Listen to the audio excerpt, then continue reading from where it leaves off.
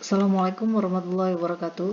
Baiklah, hari ini kita akan masuk kepada kuliah tentang kebijakan moneter dan fiskal melalui pendekatan kurva IS dan LM. Nah, menyambung materi kita minggu lalu adalah tentang kurva IS LM. Kita ulang sedikit. Kurva IS itu singkatan dari investasi dan saving. Kurva yang menggambarkan keseimbangan di pasar barang, di mana hubungan antara pendapatan nasional dan tingkat bunga adalah berbanding terbalik. Artinya, jika suku bunga tinggi, maka pendapatan nasional rendah. Dan kemudian apabila suku bunga turun, maka pendapatan nasional akan bertambah. Ya, dan sebaliknya. Kemudian kalau kurva LM adalah kurva LM bentuknya dari kiri bawah ke kanan atas. Kurva yang menggambarkan keseimbangan di pasar uang, di mana antara tingkat bunga dan pendapatan nasional adalah berbanding lurus atau mempunyai hubungan yang positif. Jika suku bunga R0, pendapatan nasional Y0. Kemudian apabila suku bunga naik, misalnya di sini ada R1, maka pendapatan nasional juga bertambah menjadi Y1. Ya, jadi ada hubungan positif antara tingkat bunga dan pendapatan nasional. Maka ketemu antara kurva IS dan LM itu adalah keseimbangan di pasar barang dan juga di pasar uang. Nah, ini menunjukkan tingkat bunga keseimbangan dan juga pendapatan nasional keseimbangan. Kemudian, perpotongan kurva IS dan LM tadi menentukan keseimbangan pendapatan nasional dan juga tingkat bunga keseimbangan baik di pasar barang maupun juga di pasar uang. Nah, bagaimana kalau pemerintah melakukan kebijakan fiskal maupun kebijakan moneter, maka kurva IS dan kurva LM itu akan bergeser.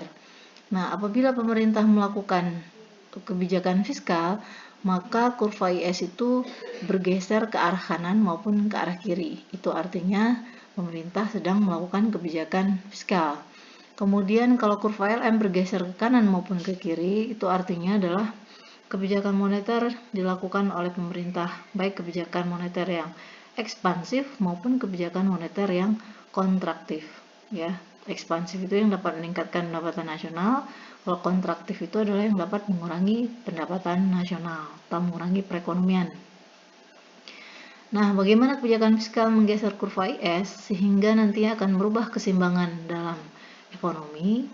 Sekarang kita perhatikan gambar ini.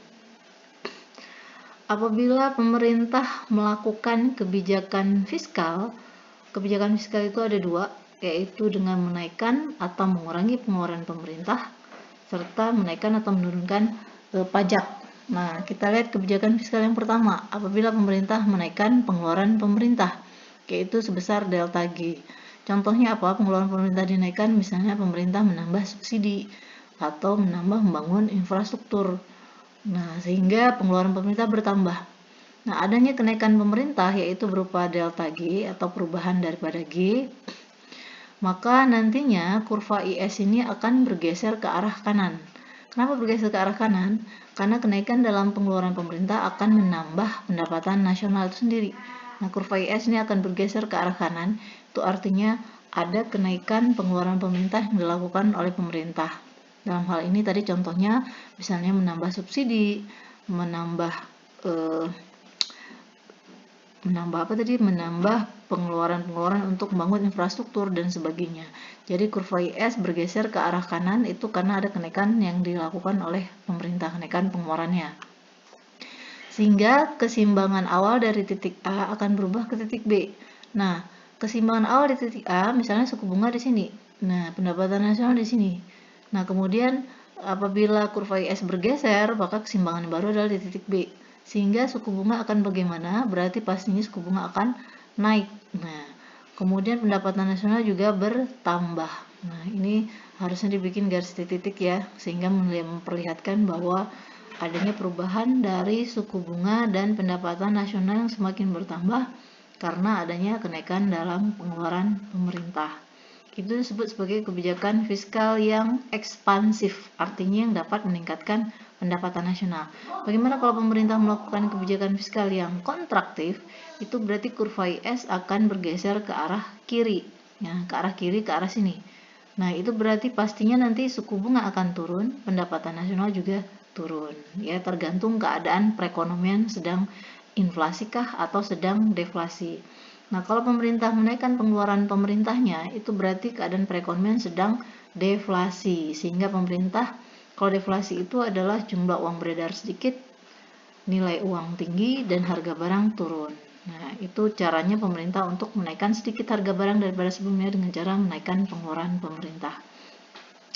Kemudian pasangan daripada kenaikan pengeluaran pemerintah, yaitu pasangannya kebijakan fiskalnya adalah dengan cara mengurangi pajak. Nah, mengurangi pajak berarti delta T-nya atau perubahan pajak dikurangi, ya. Nah, ini efeknya akan menaikkan pendapatan nasional. Coba kita perhatikan. Jadi kurva IS akan bergeser ke arah kanan juga. Itu artinya ada adanya pengurangan pajak yang dilakukan oleh pemerintah.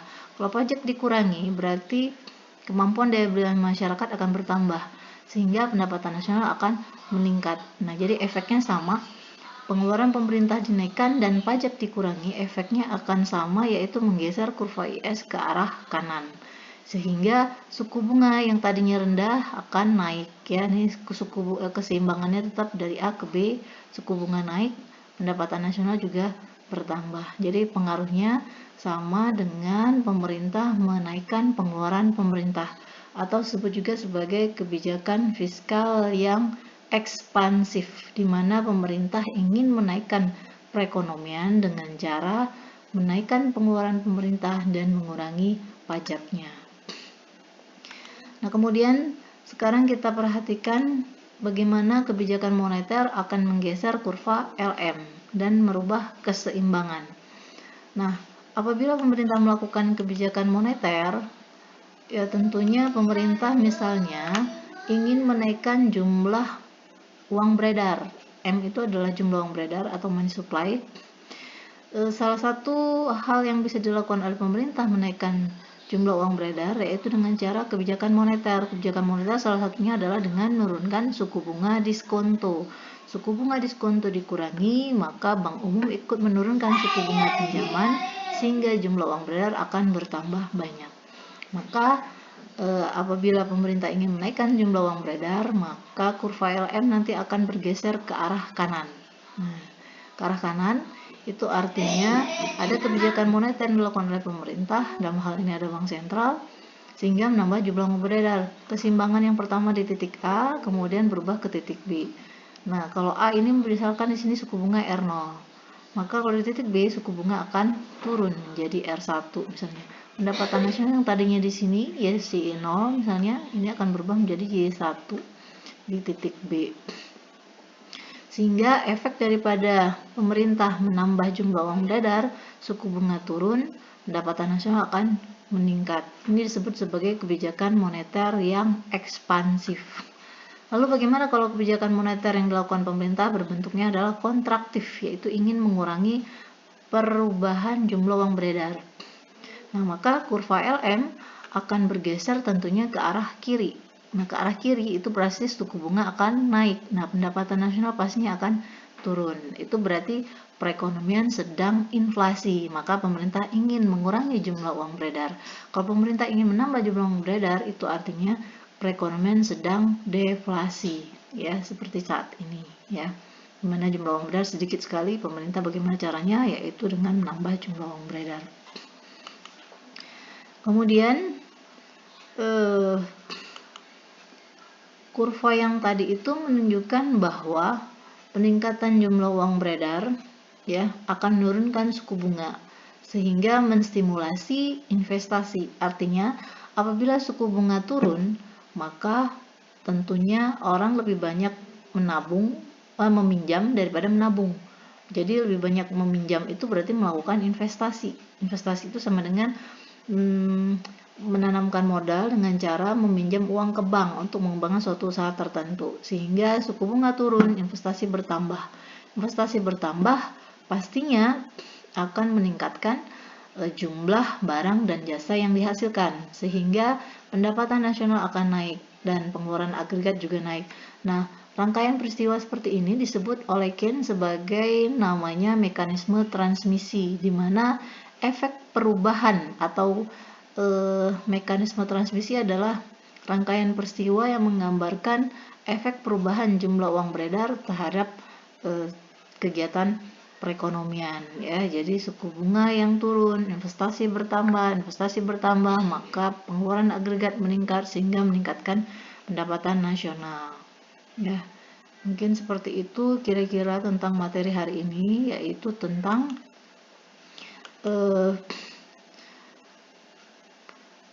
bagaimana kurva IS dan kurva LM menggambarkan keseimbangan moneter, bagaimana menggambarkan kebijakan fiskal dan moneter yang dilakukan oleh pemerintah. Dalam hal ini adalah kalau kebijakan fiskal dilakukan oleh Kementerian Keuangan, kalau kebijakan moneter dilakukan oleh Bank Sentral selaku otoritas moneter. Jadi melalui pendekatan kurva IS-LM. Oke, sekian dulu, semoga bermanfaat. Silakan tanya jawab di forum diskusi selanjutnya ya. Assalamualaikum warahmatullahi wabarakatuh.